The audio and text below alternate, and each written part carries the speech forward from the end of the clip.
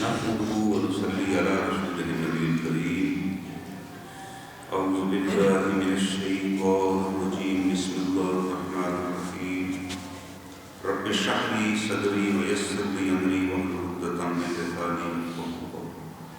قال الله تعالى في القرآن المجيد: ألف لام ميم تلك آيات الكتاب الحكيم هدى ورحمة للمحسنين الذين يقيمون الصلاة ويؤتون الزكاة وهم بالآخرة هم يوقنون أولئك على هدى من ربهم وأولئك هم المفلحون. ومن الناس من يشتري لهو الحديث ليضل عن سبيل الله من يشتري لهو الحديث ليضل عن سبيل الله بغير علم ويتخذها هزوا أولئك لهم عذاب مهين. وإذا تتلى عليه آياتنا ولى مستكبرا كأن لم يسمعها كأن في أذنيه وقرا فبشره بعذاب أليم. إن الذين آمنوا وعملوا الصالحات لهم جنات النعيم خالدين فيها وعد الله حقا وهو العزيز الحكيم. صدق اللہ العلی العظیم. یہ سورہ لقمان کی آیات کریمہ ہیں جن کی آپ کے سامنے میں نے تلاوت کی. قرآن پاک کی تصریحات میں سے اور جناب رسول کریم صلی اللہ علیہ وسلم کی حدیث سے یہ پتہ چلتا ہے کہ حضرت لقمان نبی نہیں تھے، اپنے زمانے کے دانا بزرگ تھے، غلام تھے کسی کے، مگر اللہ نے ان کو دانائی عطا کی، حکمت عطا کی.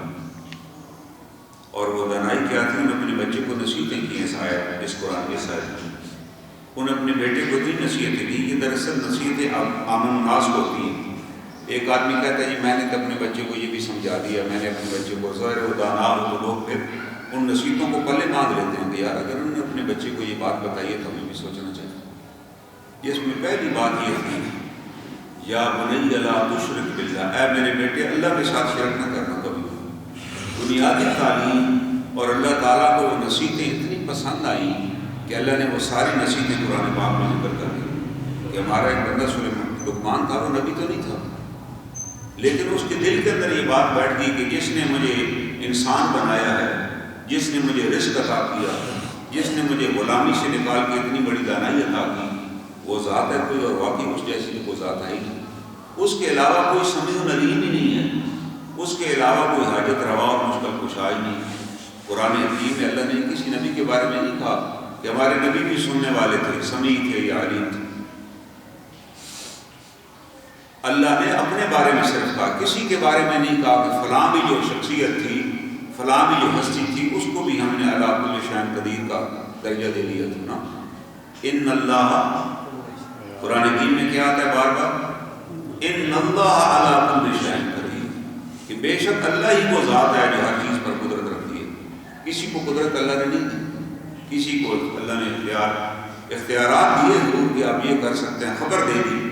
جتنی غیب کی خبریں جناب رسول کریم صلی اللہ علیہ وسلم کو اللہ نے دی، آپ نے ان کو بتا دی. آپ شب معراج پہ تشریف لے گئے، اللہ نے جنت اور دوزخ کی آواز بتا دی، اللہ نے آنے والی صورتیں بھی بتا دی. جو آپ نے دیکھی آپ نے امت کو بتائی. اللہ تعالیٰ فرماتے ہیں کہ میرے نبی کو جو دیا جاتا ہے، جو خبر دی جاتی ہے، وہ اس میں خیانت نہیں کرتی، وہ آپ تک پہنچا دیتے ہیں. لیکن اصل کلی علم کا مالک وہ رب ذوالجلال کی ذات ہے. جو بتانا نہ بتانا چاہے تو اس نے جناب یعقوب علیہ السلام کو نہیں بتایا کہ آپ کا بیٹا تو دربار کنویں میں پڑا ہوا ہے جناب، آپ روئی نہیں جا کے نکال لیں. 40 برس تک اندازاً جو تفاسیر میں آیا وہ روتے رہتے. یہ نہیں پتہ تھا کہ بیٹا ساتھ والے ملک مصر کے اندر عزیز مصر کے منصب پہ فائز ہے. نہ بیٹے کو اجازت تھی کہ والد کو اطلاع کر دیں. بیٹا بھی تو کوئی بندہ بھیج سکتا تھا، لیکن اس کو بھی اجازت نہیں تھی. وہ پیغمبر تھے کہ بھائی اللہ کا ایک امتحان ہے تیرے والد کا، جب ہم اجازت دیں گے تم بتا دیں. جب اجازت دی پھر اللہ تعالیٰ نے کہا، حضرت یوسف علیہ السلام نے اپنے بھائیوں کو کہا، انہوں نے کہا کہ والد صاحب تو جناب رو رو کے نابینا ہو چکی. آپ نے کہا یہ میرا کرتا لے جاؤ، اور یہ کرتا جب تم ان کی آنکھوں پہ ڈالو گے تو ان کی آنکھیں روشن ہو جائیں گی. اب وہ کرتا لے کے یہاں سے چلا ہے، کتنے 100 میل ہے وہاں سے مصر سے جو علاقہ ہے جہاں پہ جناب یعقوب علیہ السلام کا قیام تھا. وہاں ان کے والد صاحب گھر میں لیٹے ہوئے ہیں، ظاہر بزرگ تھے اور نابینا ہو چکے تھے بیٹوں کے غم کی وجہ سے. تو کہتے ہیں کہ اگر تم یوں نہ کہو کہ آج میں سٹھی آ گیا ہوں، آج میں ایسی باتیں کروں، آج مجھے یوسف کی خوشبو آ رہی ہے. جب اللہ نے اور وہ لوگ کہنے لگے اچھا آپ یوسف کو آج بھی یاد کرتے ہیں، نصیحت ہو تو اس کی ہڈیاں بھی کھل گئی، جناب 40 سال پہلے گم ہوا تھا، آپ آج پھر ابھی بھی یاد کر رہے ہیں. تو وہ آگے سے کہتے ہیں کہ اے میرے بیٹوں میں اللہ کی رحمت سے نا امید نہیں، میں اللہ نے پیغمبر بنایا تو اللہ ابھی بھی امید ہے. اور ذکر آتا ہے گریہ یعقوب کا کہ کسی کوئی اگر رونا دیکھنا ہو تو یعقوب کا رونا دیکھیے. وہ کہتے ہیں کہ میں دل میں روتا ہوں، میں کسی سے شکایت نہیں کرتا، لیکن میں اللہ کے آگے روتا ہوں کہ میرا بیٹا اس طرح خوشی چلا گیا. اور اللہ، لیکن جب اللہ نے بتانا چاہا تو اس کرتے کی خوشبو گھر کنویں سے نہیں آئی جب کنویں میں گرے ہوئے تھے، لیکن مصر سے آ گئی. اب اللہ نے چاہا کہ ان کو اطلاع دے دیتے ہیں. انہوں نے کہا آج مجھے خوشبو آ رہی ہے، قرآن میں دیا مجھے، کوئی روایت نہیں ہے، قرآن میں آتا ہے کہ آج مجھے اپنے بیٹے کی خوشبو آ رہی ہے. اور پھر تھوڑی دیر بعد یا چند دنوں بعد وہ قافلہ پہنچ گیا جس میں وہ کرتا تھا اور آپ کی آنکھوں پہ ڈالا گیا تو آنکھیں روشن ہو گئی. اور نے کہا جی بیٹے نے کہا کہ آپ سب مصر تشریف لے آئیں. سارا قافلہ اب وہ کہنے لگے کہ میں تمہیں نہیں کہتا تھا کہ اللہ کی رحمت سے نا امید نہ ہوں، آج میرے رب نے میرے سارے بیٹے اکٹھے کر دیے. وہاں جب لے گئے اپنے یوسف علیہ السلام نے اپنے ساتھ تخت پہ بٹھایا، 11 بھائی بھی ساتھ تھے، یہ خود بار میں تھے، ماں والدین بھی ساتھ تھے. اس زمانے کا رواج تھا کہ بادشاہ کے حضور جب لوگ جاتے تھے جھک جاتے تھے، تو وہ آگے جھکے ان کے آگے. انہوں نے کہا اپنے والدین کو تخت پہ بٹھایا تو انہوں نے کہا اپنے والد صاحب کے ابا جان، وہ جو آپ نے میں نے بچپن میں خواب سنایا تھا کہ میں دیکھتا ہوں کہ 11 ستارے اور چاند اور سورج میرے آگے جھکے ہوئے. آج اللہ نے ان کے والد صاحب نے کہا تھا بیٹا اس خواب کو کسی سے ذکر نہ کرنا.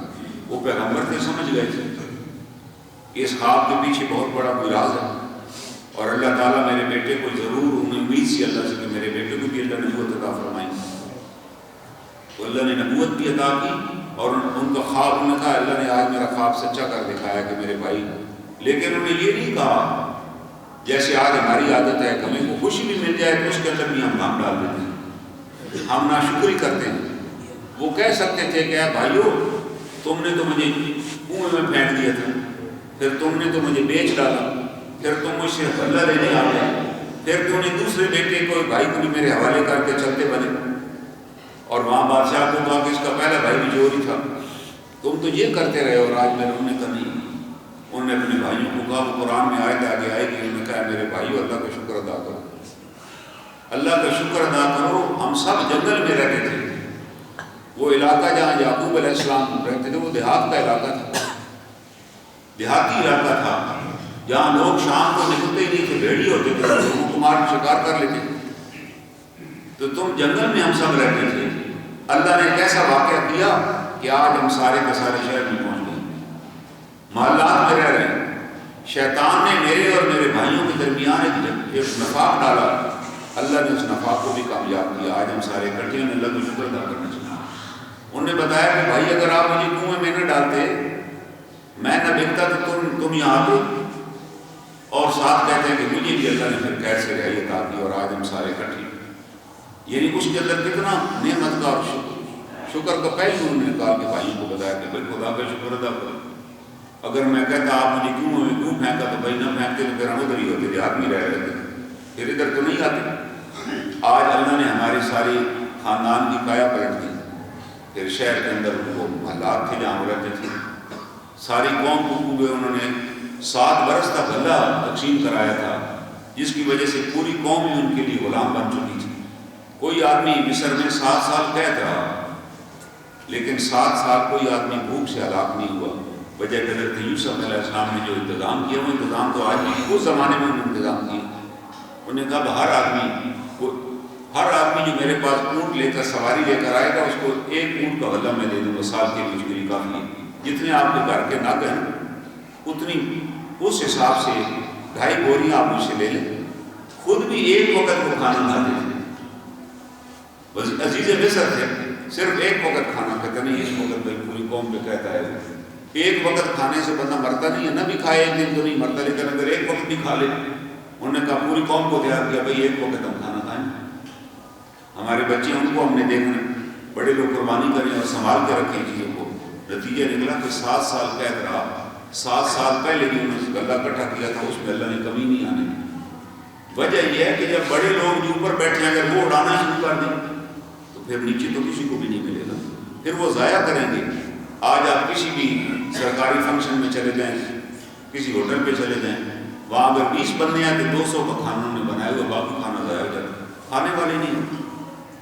آپ خود اپنی تقریبات پہ دیکھ لیں جو ہم مناتے ہیں، ان تقریبات پر ہم کتنا رزق کی توہین کرتے ہیں کہ جو کھانا بچ جائے وہ پھینک دیا جاتا ہے، روٹی بچ جائے جو پھینک جائے۔ آپ کبھی دیکھیں، کبھی آپ کو کبھی ایسا موقع ملا ہو زندگی میں کہ کسی جگہ آپ گئے تو آپ کو کھانا ہی نہ ملے اور وہ کہیں گے گھر میں ہمارے یہاں کچھ روٹیاں بچی پڑی ہیں وہ ہم لا سکتے ہیں، تو آپ نے کبھی کھائی ہوں تو آپ کو پتہ ہوگا اس روٹی کی کتنی لذت ہوتی ہے کہ اس وقت تو اور چیز ملنے والی نہیں ہوتی۔ ایک ہمارے علاقے کے مولانا تھے، مولانا گلشیر، شہید ہو گئے تھے، بعد میں انگریزوں نے شہید کروا دیا تھا، بہت بڑے عالم تھے۔ وہ جب کسی علاقے میں جاتے تو لوگ انہیں کہتے ہیں آپ ہمارے یہاں کھانا کھائیں، تو وہ کہتے تھے ایک بندے کے وہ مہمان ہوتے تھے ہمیشہ، اس کے یہاں جانے لگے، اس نے کہا جی ایک میری شرط ہے کہ تم گھر کے اندر آگ نہیں اب جلاؤ گے، مجھے اب کھانے پہ لے جا رہے ہیں، جو گھر کے اندر بچا ہوا وہ میں کھا لوں گا، اگر یہ وعدہ کرو تو پھر میں کھانا کھا لوں گا اور جب آئندہ بھی آؤں گا تو تیرے یہاں ہی کھانا کھاؤں گا۔ اس نے وعدہ کر لیا، وہ گھر گئے۔ آج کل ہم گن کے روٹی بناتے ہیں، اس زمانے میں گھر کے چکورے میں روٹیاں بچی ہوتی تھی، وہ آدھی روٹی بچ گئی، وہ جو بچی 2 روٹیاں لے آئے، انہیں کہا ہانڈی کو اٹھا کر لے آؤ، ہانڈی بھی لے گئے، وہ اس کے اندر بھی سالن لگا ہوتا ہے، اس سے بھی آدمی کھا لیتا ہے سالن، اس سے انہوں نے کھانا کھایا اور اس نے کہا جی مجھے بڑی شرم آ رہی ہے، آپ اتنے بڑے آدمی نہیں۔ اس نے کہا بھائی تم نے وعدہ پورا کیا ہے، اب میرا بھی تیرے ساتھ وعدہ ہے، میں جب بھی ادھر آیا میں کھانا تیرے گھر ہی کھاؤں گا، لیکن یہی کھلاؤ گے مجھے کہ جو بچی ہوئی روٹیاں گھر کی وہ اور جو سالن ہانڈی میں لگا ہوا وہی لے آؤ گے، بس اگر تم نے اہتمام کیا تو میں اندر نہیں آؤں گا۔ ایسے لوگ بھی دنیا میں گزرے، کسی پر بوجھ ہی نہیں، کسی پر برڈن ہی نہیں۔ یہ شریعت ہمیں یہ سکھا رہی ہے کہ آپ کسی کی بوجھ نہ بنیں۔ مہمان کے لیے جائز نہیں ہے کہ وہ کسی کے گھر جائے اور جا کے کہے کہ جی میں تو فلاں چیز کھاتا ہوں، میرے لیے وہ بندوبست کرے، وہ اچھا مہمان نہیں ہے۔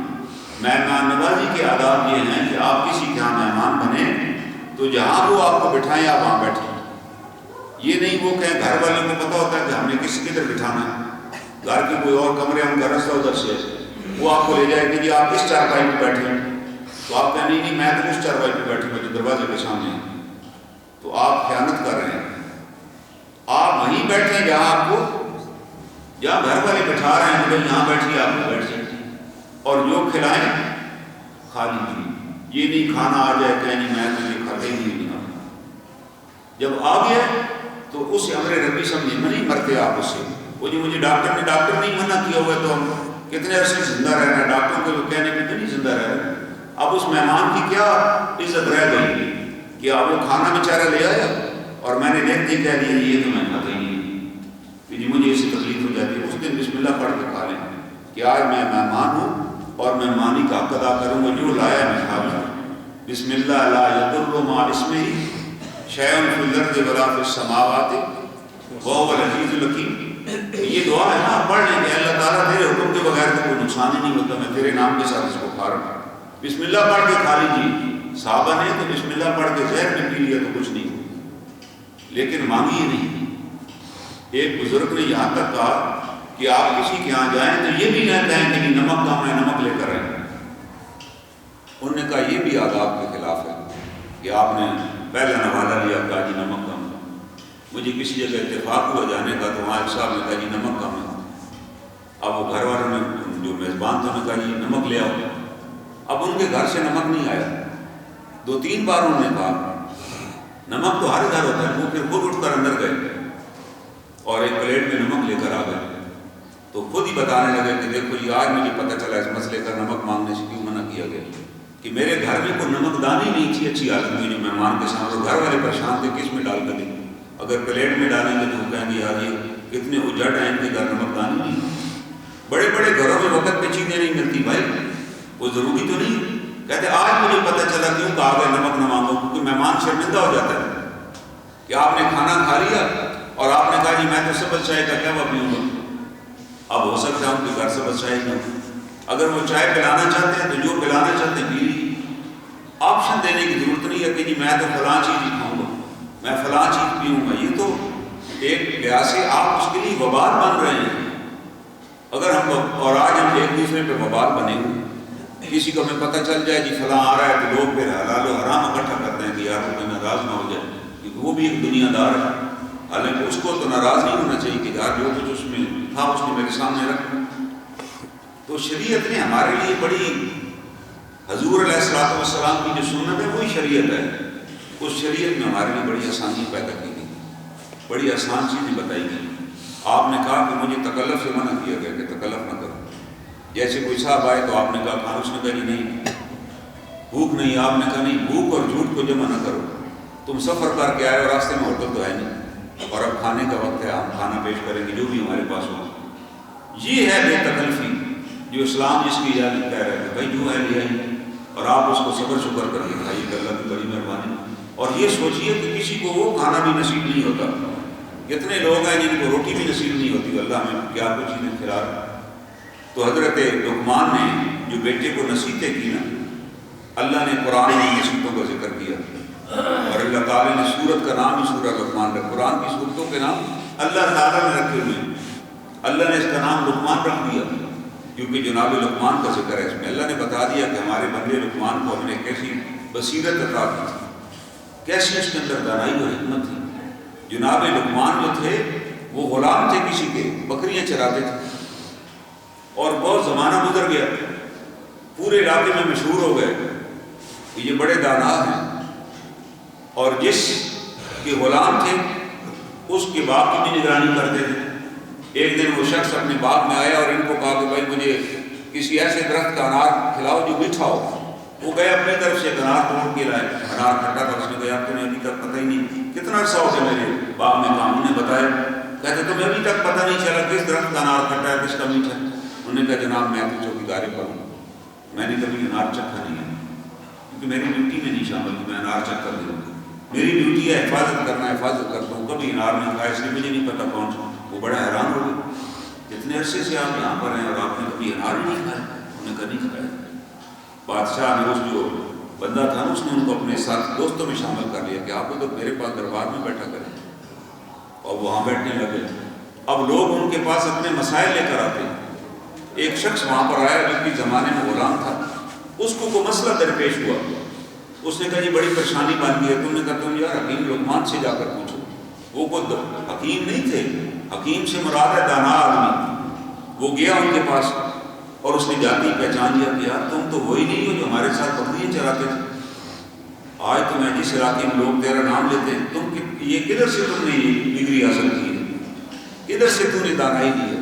انہوں نے کہا دو باتیں، ایک اللہ کا خوف کہ میں نے دیکھا کہ میرا رب مجھے دیکھ رہا ہے، یہ میں کام نہ کر رہا ہوں، دوسرا خاموشی، میں نے خاموشی اختیار کی، فضول باتیں نہیں کی، اس کے بدلے میں اللہ نے مجھے دانائی عطا کر دی۔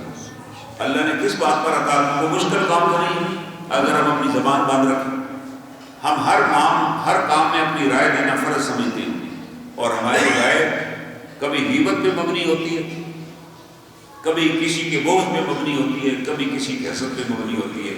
فضول بات کرتے ہیں تو وہ ہم سے پوچھ لے کہ بھائی اس کا کیا ثبوت ہے آپ کے پاس، تو ہم کہیں گے ہم نے سنی تھی، کسی سے سنی تھی جی، واٹس ایپ پہ کسی نے شیئر کی تھی، ہم نے آگے شیئر کر دی۔ اللہ کے رسول صلی اللہ علیہ وسلم نے کیا فرمایا ہے؟ آپ نے کہا کسی بندے کے جھوٹا ہونے کے لیے یہ بات کافی ہے کہ وہ بات سنے اور آگے کسی کو پہنچا دے۔ بھائی تحقیق ہی آپ نے نہیں کی، آپ روکیں اس کو۔ دیکھیں نا میرے پاس ایک یہ بھی سکہ آ گیا، ایک کرنسی نوٹ آ گیا 100 کو، مجھے پتہ چل گیا یہ نہیں، تو حکم کیا ہے شریعت کا؟ اس کو جلا دیجیے، تلف کر دیجیے۔ آپ اس لوگوں پر احسان کر رہے ہیں، اللہ آپ کو اجر دے گا، لیکن اگر میں بھی اسی چکر میں رہوں کہ یار اس سے اب جان چھڑاؤں، اب میرا بھی وہی جرم ہے جو پہلے والے کا جرم ہے جس نے وہ یہ سکہ بنا کے چلایا، میں بھی وہی کام کروں۔ میں یہ نہیں کہہ سکتا کہ مجھے کدھر سے آیا تھا تو اب میں تمہیں نہیں دینا، نا۔ آپ پہ اللہ نے امتحان دیا تھا کہ اس کو آپ کے پاس آ گیا، آپ نے پہچان لیا تو آپ اس کو ضائع کر دیتے، جلا دیتے۔ آپ نے بھی آگے چلایا تو آپ کو اس میں کیا فرق رہ گیا؟ وہ اس کا چلے بڑا گناہ ہے، اس نے جرم کیا، لیکن آپ بھی تو اس میں شریک کار۔ شریعت بتا رہی ہے کہ نہیں، آپ نے تحقیق کرنی ہر چیز کی، تحقیق کے بعد کوئی بات بالکل فضول ہے جس کا تعلق ہی نہیں ہے تو آپ کو اس کو بتانے کی کیا ضرورت ہے؟ لاجانی چیزوں سے بچنے کا حکم دیا گیا۔ اس انسان کا ایمان بڑا خوبصورت ہے، اس کے اعمال بڑے شاندار ہیں۔ رسول اللہ صلی اللہ علیہ وسلم نے بتایا کہ جس نے اپنے آپ کو فضول باتوں سے بچا لیا، لاجانی باتوں سے بچا لیا۔ آپ کبھی غور کریں کہ یہ ساری ریکارڈنگ جو میری دن کی ہے صبح سے لے کے 1 بجے تک کی، وہ اگر مجھے سنائی جائے یا میرے دوستوں کو سنائی جائے تو وہ میرے بارے میں کیا اوپینین فارم کریں گے کہ یار یہ کیسا بندہ ہے، اس کی تو کسی بات کا سر پیر ہی نہیں ہے، رش نہیں لگا رہتا سارا۔ شریعت کہہ رہی نہیں، آپ سے پوچھا جائے گا، آپ کی زبان سے لفظ نہیں نکلتا اس سے پہلے وہ چک لینے والا فرشتہ اس کو ریکارڈ کر لیتا ہے اور آپ کے سامنے وہ پیش کیا جائے گا، آپ سے پوچھا جائے گا یہ آپ نے کیا کیا۔ اور یہ بتایا گیا کہ بعض لوگ ایسے ہوں گے ایک اچھی بات کہنے پر اللہ ان کی بخشش کر دیں گے، اور کچھ لوگ ایسے ہوں گے جو اس ایک غلط بات کہنے پر پکڑے جائیں گے اور جہنم میں داخل کیے جائیں گے۔ اللہ تعالیٰ فرماتے ہیں ہم ان کی بات لکھ لیتے ہیں۔ جب یہ حکم آیا کہ اللہ کو قرض حسنہ دو، کہ اللہ کی راہ میں خرچ کرنا اسی طرح جیسے اللہ کو قرض دینا، تو کسی یہودی نے کہہ دیا کہ اب اللہ کی یہ حالت ہو گئی ہے کہ اللہ ہم سے قرض مانگ رہا ہے۔ اس نے کہا نحن اغنیاء و اللہ فقیر، ہم غنی ہیں اور اللہ فقیر ہو چکے، قرض مانگ رہا ہے اللہ تعالیٰ نے فوراً آیت نازل کی کہ ہم نے اس کی یہ بات لکھ لی۔ بات ہم نے، اس کا کیا مطلب ہے کہ اللہ نے کہا کہ ہم نے لکھ لی کہ اب توبہ بھی نصیب نہیں ہوگی، اب اللہ کے یہاں مجرم بن کے پیش کیے جاؤ گے، اللہ تمہیں بتائیں گے غنی کون ہے اور فقیر کون۔ اللہ کی شان میں یہ گستاخی کرنا، کوئی ایسا جملہ نکال دینا فضول قسم کا جس میں دین کی توہین ہوتی ہو، جس میں کسی نبی علیہ السلام کی توہین ہوتی ہو یا کسی اللہ کے ولی کی توہین ہوتی ہو، یہ بھی اللہ کو ناپسند ہے۔ اللہ تو کہہ رہا ہے میرے بندے، کسی بندے کے بارے میں بھی آپ ایسی بات نہ کریں، یہ جائے کہ کسی میرے منتخب بندے کے بارے میں ایسا الزام لگائیں تو میں تو تمہیں پکڑ لوں گا، میں تمہیں چھوڑوں گا نہیں کہ تم نے کیسے یہ بات کر۔ ہمیں سوچنا چاہیے کہ کیا باتیں کر رہے ہیں۔ تو لقمان نے کہا کہ میں نے ان 2 اعمال کی وجہ سے کہ میں نے اپنے آپ کو اللہ سے میں ڈرا اور ایک میں نے اپنی زبان کو قابو میں رکھا کہ بھائی کو پوچھے تو جواب دوں گا، نہیں پوچھے تو جواب نہیں دوں گا۔ وہ اتنے محتاط تھے کہ ایک دن اپنے دیہات کے باہر پھر رہے تھے، کوئی شخص ان کے گاؤں کی طرف جا رہا تھا، اس نے ان سے پوچھا کہ یہاں سے آپ کے گاؤں تک کتنا وقت لگے گا، کتنا دور ہے یہاں سے فلاں گاؤں؟ وہ آگے سے نہیں بولے، وہ بندہ چلنے لگے۔ جب وہ 10-15 قدم چلا تو انہوں نے کہا کہ تم 1 گھنٹے میں وہاں پہنچو گے۔ اب وہ بندہ پلٹا کہ جب میں نے آپ سے پوچھا تو اس وقت تو آپ نے جواب نہیں دیا، اب آپ فرما رہے ہیں کہ پیچھے سے آواز دے رہے ہیں۔ انہوں نے کہا مجھے اس وقت تمہاری رفتار کا نہیں پتہ تھا، مجھے کیا پتا کہ آپ کس رفتار سے چل رہے ہیں۔ اب میں نے آپ کو چلتے دیکھا تو میں نے ضروری سمجھا کہ بتا دوں کس رفتار سے گھنٹے میں پہنچوں۔ یہ دانائی تھی جو اللہ نے انہیں عطا کی ہوئی تھی۔ کس وجہ سے؟ کہ اللہ کا خوف، یار مجھے قیامت والے دن اللہ کے حضور جاؤں گا تو پوچھا جائے گا یار کیا کر کیا ہوا۔ یعنی انہوں نے 2 سال پھل نہیں کھائے ہوں گے اس باغ میں سے، کوئی پھل نہیں چکھا، لیکن اب کیا تھا وہ باغ، اس دربار میں بیٹھتے تھے مسند پر، اور جو بھی بادشاہ کو یا اس حاکم کو جو بھی پھل پیش کیا جاتا ہے پہلے ان کو پیش کرتا کہ آپ جناب بسم اللہ، آپ بسم اللہ کریں۔ اس تقویٰ کا اللہ نے کتنا بڑا بدل دیا، کتنا اللہ نے اجر عطا کیا ان کو کہ جو بھی پھل باہر سے آتا سب سے پہلے وہ کہتے نہیں ان کا حق ہے، میں نے تو ایسا غلام کبھی نہیں دیکھا۔ اور ایک دفعہ کوئی شخص ان کے بارے میں آتا ہے، کوئی شخص ایک خربوزہ لے کر آیا اور اس نے وہ خربوزہ کاٹ کے پیش کیا تو حاکم نے کہا کہ نہیں بھائی ان کو دیں۔ انہوں نے وہ کھایا اور کہا کہ بڑا مزہ آ گیا آج۔ اس نے کہا اور دو بھائی، وہ آدھے سے زیادہ انہوں نے اس کو کھلا دیا، اور اس کے بعد اس حاکم نے کہا میں بھی ایک چکھ لوں۔ جب چکھا تو اس نے فوراً تھوک دیا، کہتے یار اتنا کڑوا، اتنا بس ذائقہ اور کڑوا، اور آپ کہہ رہے ہیں کہ اتنا اچھا، آپ پہلے بتا دیتے، آپ نے کیوں نہ بتایا کہ یہ اچھا نہیں ہے، میں بھی نہ کھاتا۔ تو کہنے لگے آپ ہمیشہ مجھے اچھے اور میٹھے پھل کھلاتے ہیں، تو آج میں نے سوچا کہ آج آپ نے پھل مجھے پہ دیا ہے، وہ ہے تو کڑوا، ذائقہ بھی ٹھیک نہیں ہے، لیکن یہ ناشکری ہوگی، میں کہہ دوں کہ نہیں جناب یہ تو کھانے کے قابل ہی نہیں۔ میں نے کہا جناب یہ بھی بڑا مزہ دے رہا ہے، اس کا بھی اپنا مزہ ہے، کیونکہ آپ مجھے کھلا رہے ہیں نا، آپ میرے دوست ہیں، آپ میرے حاکم نہیں رہے، میرے دوست ہیں، اور آپ میرا اتنا خیال کرتے ہیں۔ اس کے بعد مجھے حق نہیں پہنچتا کہ میں کہوں وہ جی یہ کیا کھلا دیا، وہ اور بھی گردیدہ ہو گیا کہ ایسا بندہ بھی دنیا میں آج تو ہمیں چھوٹی سی تکلیف پہنچائے تو ہم کہتے ہیں کہ اللہ نے ہمیں کیا دیا۔ ہماری زبان پہ ناشکری ہوتی ہے، کسی سے پوچھے نا کیسی طبیعت ہے، بس جو گزارا ہو رہا ہے۔ اللہ کے رسول صلی اللہ علیہ وسلم کا لفظ ناپسند تھا، گزارا ہو رہا ہے، یا میں ٹھیک ہوں، آپ کہتے کہ نہیں۔ ایک صحابی سے آپ نے پوچھا کیف وجدت اللیل، وہ آپ کے پاس آ کر ٹھہر رہا تھا، اس نے کہا بس ٹھیک رات گزر گئی۔ آپ نے دوبارہ پوچھا، اس نے دوبارہ کہا کہ بس ٹھیک ہی گزر گئی۔ آپ نے تیسری بار پوچھا کیف وجدت اللیل، آپ وہ سمجھ گئے کہ شاید میرا جواب ٹھیک نہیں ہے۔ انہوں نے کہا الحمدللہ، اللہ کا شکر ہے کہ رات اچھی۔ آپ نے کہا میں یہ جواب سننا چاہتا ہوں، تمہیں کیا پتا ہے کہ اس رات کتنے لوگ ہیں وہ ساری رات سو ہی نہیں سکے، کوئی بیماری آ گئی، کوئی ٹینشن آ گئی۔ ٹینشن تو ایسے مفت میں آ جاتی ہے، آپ کو کال باہر سے آ گئی، آپ کا بیٹا بھی اس شہر میں دوبارہ کال ملی نہیں، آپ ٹینشن میں آ کہ یار بیٹے کی کال لگتا ہے ملتان سے آئی ہوئی ہے، دوبارہ کال کر رہے ہیں مل نہیں رہی، پتنی بیچارہ کس مصیبت میں ہے، اور رات 11 بجے اس نے کیوں کال کی، اس کی چاہے بیٹری ڈاؤن ہوگی، کوئی وجہ بن گئی، آپ کو نیند نہیں آئے گی، آپ کے گھر والوں کو یار پتہ کرو کہ کیا ہوا، کیا اس کے ساتھ کیا ہوا۔ ٹینشن تو ایسے آ جاتی ہے، اللہ چاہے تو سکون جو ہے وہ بے سکونی میں بدل جائے، یہ اس کی مہربانی ہے کہ ہم سکون سے بیٹھے ہوئے ہیں، سکون سے سوتے ہیں، بڑے کھاتے ہیں، ہضم ہو جاتے ہیں، کتنی اس کی کرم نوازی ہے۔ تو یہ جو سورہ لقمان کی آیات کریمہ ہیں، ان آیات کریمہ کا جو شروع ہے وہ ہے الف لام میم، یہ حروف مقطعات ہیں۔ پہلے پارے میں ہم پڑھتے ہیں الف لام میم، وہاں ہے ذالک الکتاب لا ریب فیہ، یہ وہ کتاب ہے جس میں کوئی شک نہیں۔ یہاں اللہ فرما رہا ہے الف لام میم تلک آیات الکتاب الحکیم، یہ ایک پر حکمت دانائی سے بھری ہوئی کتاب کی باتیں ہیں، کیونکہ آگے حکیم اس دانا شخص کا ذکر اللہ نے کرنا ہے۔ اللہ تعالیٰ فرما رہے ہیں کہ تمام دانائی کی باتیں، حکمت کی باتیں، وزڈم کی باتیں ہم نے اس کتاب میں لکھ دی، اور وہ جو حروف مقطعات ہیں الف لام میم، تم اس کا معنی نہیں سمجھ سکتے۔ ہاں اللہ جانتے ہیں، یا اللہ کے رسول صلی اللہ علیہ وسلم جانتے ہیں، آپ نے ہمیں نہیں بتایا۔ جب آپ نے ہمیں نہیں بتایا تو آپ نے بتا دیا، جس چیز کا علم نہ اس کے پیچھے جانے کی ضرورت نہیں۔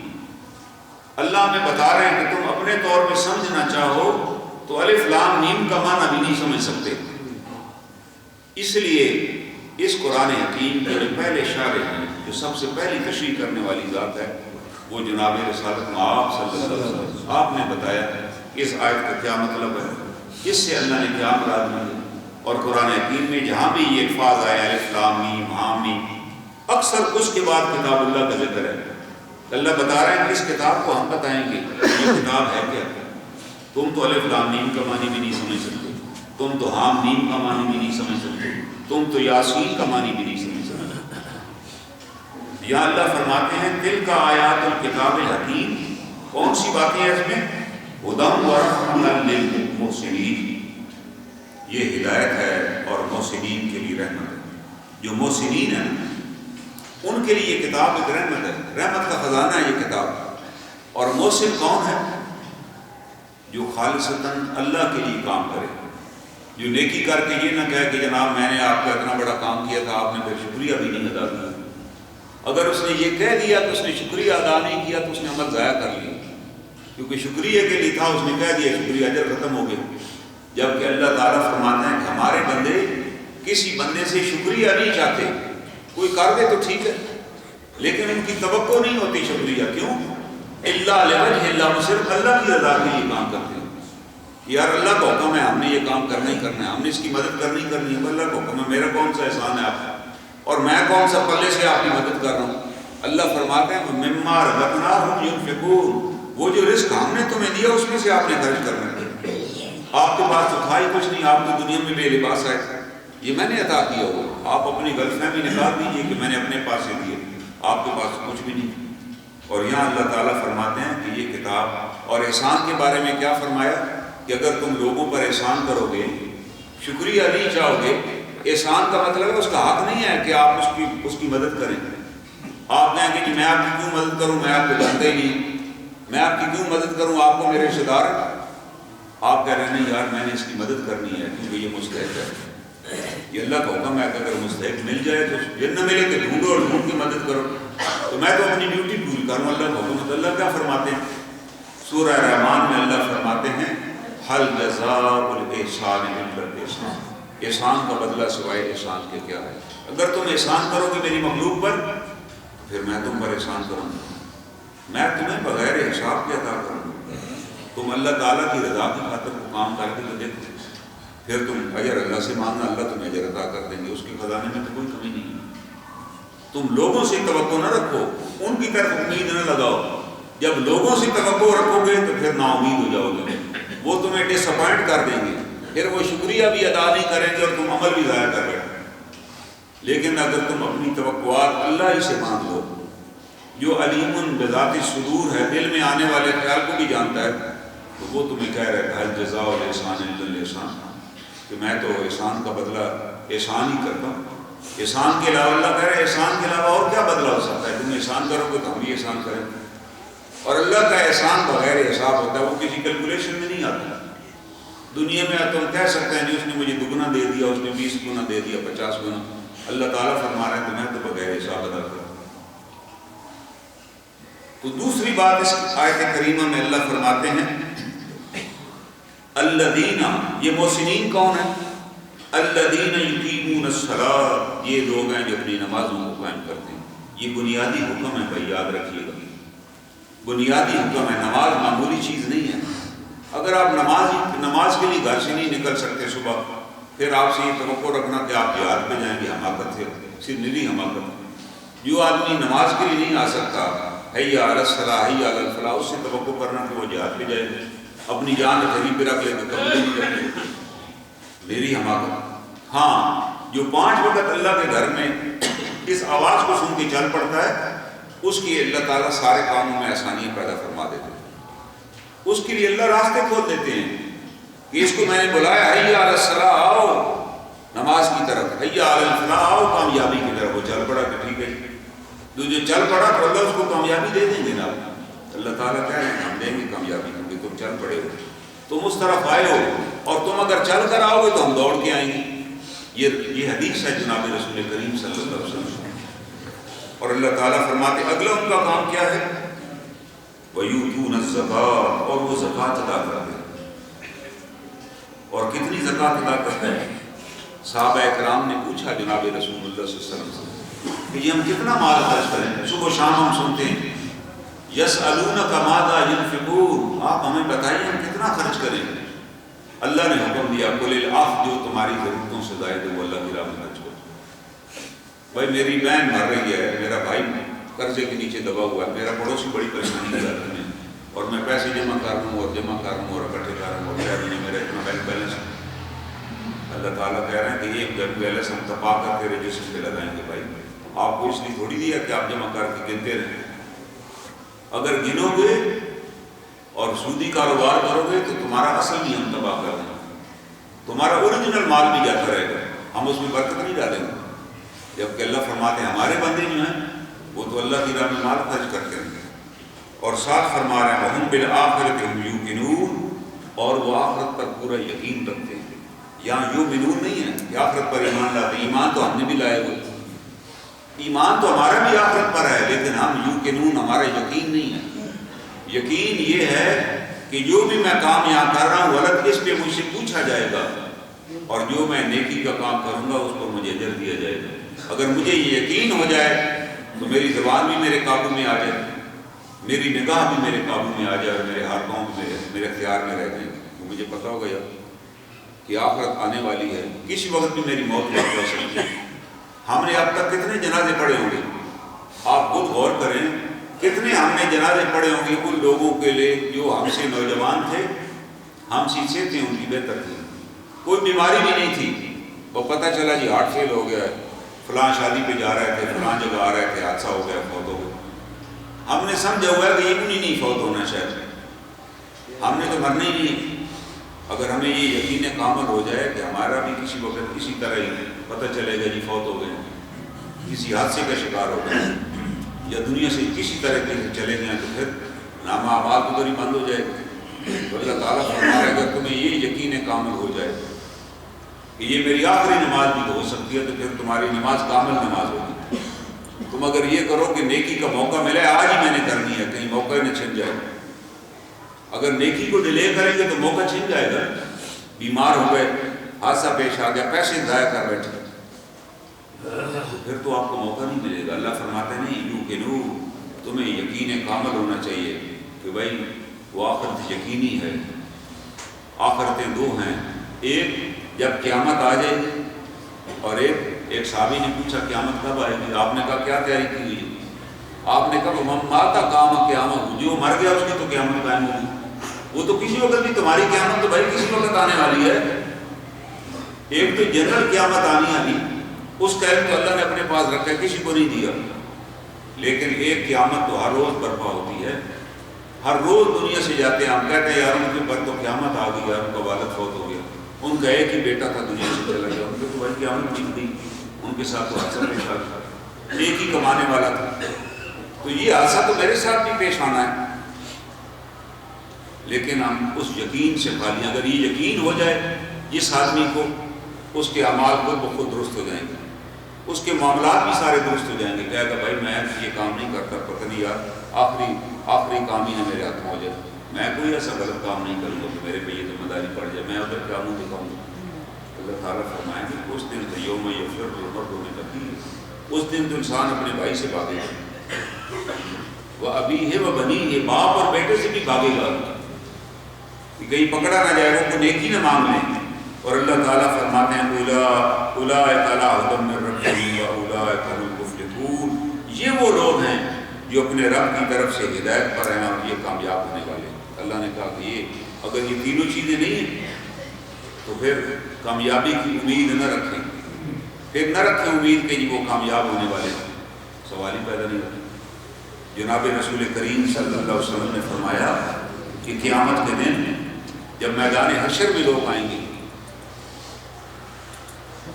اس وقت کچھ لوگوں کو بڑے بڑے سانپ لپٹے ہوئے ہوں گے جو انہیں مسلسل کاٹ رہے ہوں گے, اور کاٹیں بھی منہ پر, اس نے لپیٹا ہوگا. اور وہ بندہ پوچھے گا کہ تو کون ہے بھائی, کیونکہ اس دن تو قوت گویائی مل جائے گی, ہر چیز بولے گی اس دن. وہ کہے گا انا مالک, میں تمہارا مال ہوں بھائی, میں تمہارا مال ہوں, تم نے جمع کر کے رکھا, تمہیں پتہ بھی لگ گیا فلاں مستحق کہ تم نے خرچ نہیں کیا, آج اللہ نے مجھے تم پر مسلط کر دیا, تو میں تو اس وقت تک ڈنگ مارتا رہوں گا جب تک تم یہاں پر موجود. تو اللہ تعالیٰ ہمیں بتا رہے ہیں, جناب رسول مقبول صلی اللہ علیہ وسلم نے بتایا کہ اپنی نمازوں کی پابندی کیجیے, اپنے مال میں سے حق نکالیے, اور اپنی آخرت کے موت کا یقین رکھیے کہ وہ آنے والی ہے, اور پھر آپ کے اعمال خود بخود درست ہو جائیں گے. اگر مجھے پتہ ہو کہ یار یہ میری آخری نماز ہے تو میں بڑی توجہ کے ساتھ نماز پڑھوں گا, مجھے پتہ ہو کہ یہ میری آخری نیکی ہے تو میں بڑے احتیاط کے ساتھ گفتگو کروں گا کہ یار کہیں ایسے جاتے جاتے کو 2-4 گناہ نہ تو معلوم. تو یہ باتیں ہمیں قرآن سے پتہ چلتی ہیں. اگر ہم باقاعدگی سے قرآن حکیم کی تلاوت کریں تو آپ سب سے درخواست ہے کہ باقاعدگی سے قرآن پاک کی تلاوت کریں, سمجھ کر کریں. اس کے بارے میں ہم سے پوچھا جائے گا. اللہ تعالیٰ سے دعا ہے اللہ تعالیٰ ہمیں ان آیات کی معرفت نصیب فرمائے.